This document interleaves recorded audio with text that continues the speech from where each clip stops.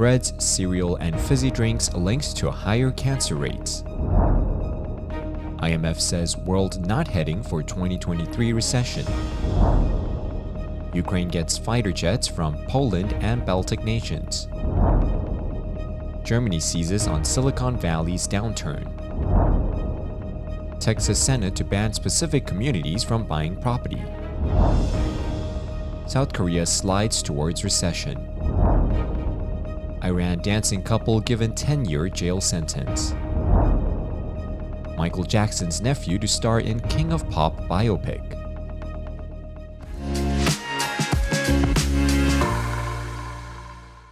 Hello, I'm Johnny. Thank you for joining us on FUNDAY News. It's Thursday, February 2nd, and here are your top stories. According to our comprehensive study, eating more ultra-processed foods may increase a person's risk of developing cancer. The new research found that rates of ovarian and brain cancers, in particular, were higher among those who consume ultra-processed foods, which account for about half the calorie intake in some developed countries.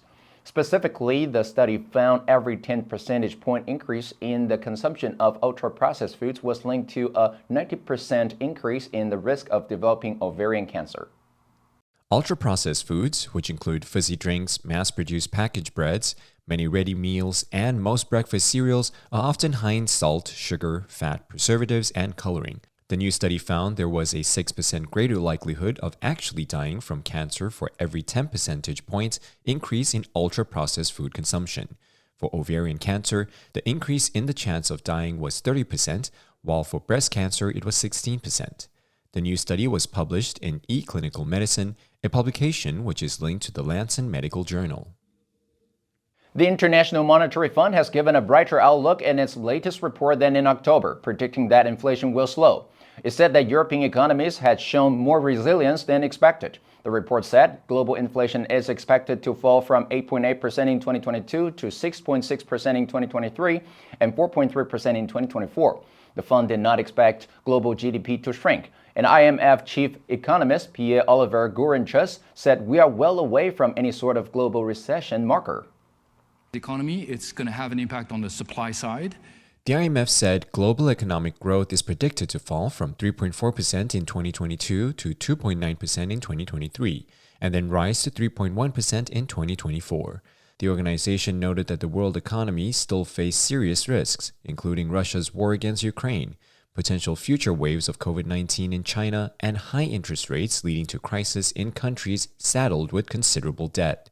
The fund called for the strengthening of debt restructuring frameworks, suggesting it believes some countries are likely to at least struggle to serve their debts without preventive measures.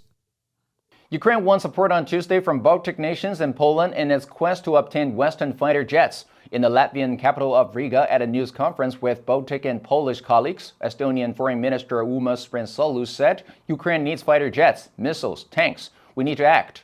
Those countries, which lie on NATO's eastern flank, feel especially threatened by Russia and have been the leading advocates for providing military aid. Meanwhile, Ukrainian Defense Minister Oleksiy Reznikov held talks with his French counterpart, saying they did not discuss specific fighter jets, but did talk about aviation platforms to help Ukraine's ground-to-air defense. French Defense Minister Sébastien Lecornu, speaking alongside Reznikov, said there are no taboos on sending fighter jets. French President Emmanuel Macron said Monday that France doesn't exclude sending fighter jets to Ukraine, but he laid out multiple conditions before such a step is taken. Faced with the tight labor market and a shortage of workers with key software engineering skills, some German companies are looking at thousands of layoffs in Silicon Valley as an opportunity to recruit top talent. According to IT industry group Bitkom, Germany has considerable holes in its labor force with 137,000 IT jobs unfilled. Meanwhile, Google parent Alphabet, Microsoft, and Facebook owner Meta have announced a combined almost 40,000 job cuts. The mass redundancies have created a pool of job seekers that Germany is eager to tap. Reinhard Zugehör, the chief people officer at Cariad, which is the software subsidiary of automaker Volkswagen, said they fire, we hire. We have several hundred open positions in the US, in Europe, and in China. Judith Gerlach, the digitalization minister in Germany's wealthiest region of Bavaria, wrote a LinkedIn post addressed to the recently laid off, which said, I would like to coordinately invite you to move to Bavaria. Gerlach believed that strong labor protection might prove attractive to the newly jobless. I always needed time on my own. I never thought I'd be here.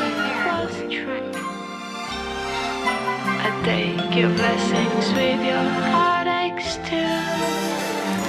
It's so easy and so wonderful to know it's you.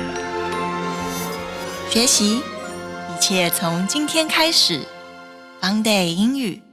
Two pieces of legislation in the Texas Senate, Bills 147 and 552, both of which have been authored by Republican lawmakers, aim to add regulations that would ban people with ties to four countries, China, Iran, North Korea, and Russia, from purchasing real estate or property in the state.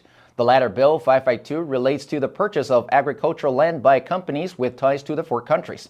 Texas Governor Greg Abbott tweeted on January 15th, "I will sign it," in support of Bill 147. Republican officials say it's to prevent espionage and attacks from adversaries, but Democrats say it hurts migrants who are fleeing those same threats. Bill 147, filed by Republican State Senator Lois Colcourt in November 2022, will effectively prevent people with ties to four countries, China, Russia, North Korea, and Iran, from purchasing Texas property or real estate if passed. Colcourt said the bill will not apply to those fleeing the tyranny of those governments who seek freedom in Texas. She said, "This has always been about common sense, safeguards against Russians, North Koreans, Chinese, and Iranian authoritarian regimes."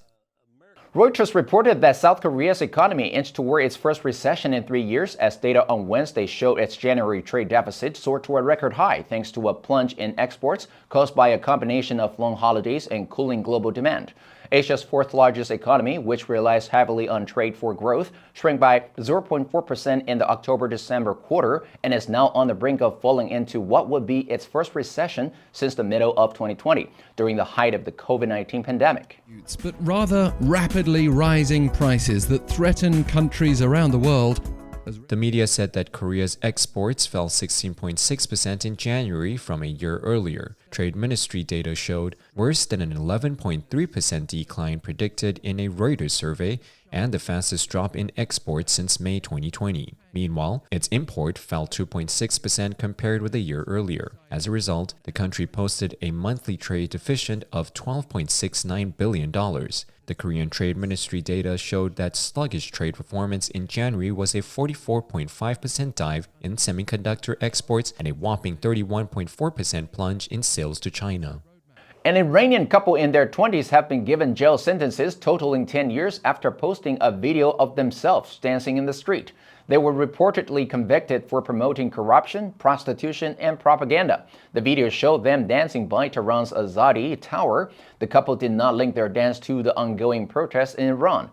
A source has confirmed to BBC Monitoring that the couple's arrest came after they posted the video to their Instagram accounts. A young Iranian couple has been sentenced to 10 years behind bars for dancing. BBC reported that 21-year-old Estiej Hakhlikli and her 22-year-old fiancé Amir Mohammed Ahmadi are said to be convicted of promoting corruption and prostitution, colluding against national security, and propaganda against the establishment. The family home of Ms. Akhlidi was raided before the arrest. She listed her profession as a fashion designer. According to reports, they were also handed a 2-year ban on using social media and leaving the country. Their Instagram account has a combined following of nearly 2 million. Lionsgate announced on Monday that Michael Jackson's 26-year-old nephew, Jafar Jackson, will play the King of Pop in the planned biopic Michael. The film will be directed by Antoine Fuqua and produced by Oscar-winning Bohemian Rhapsody producer Graham King. Jafar Jackson is the second youngest son of Jermaine Jackson, Michael's brother. He has put out music of his own. In 2019, he released his debut single, Got Me Singing. Michael will be Jackson's acting debut.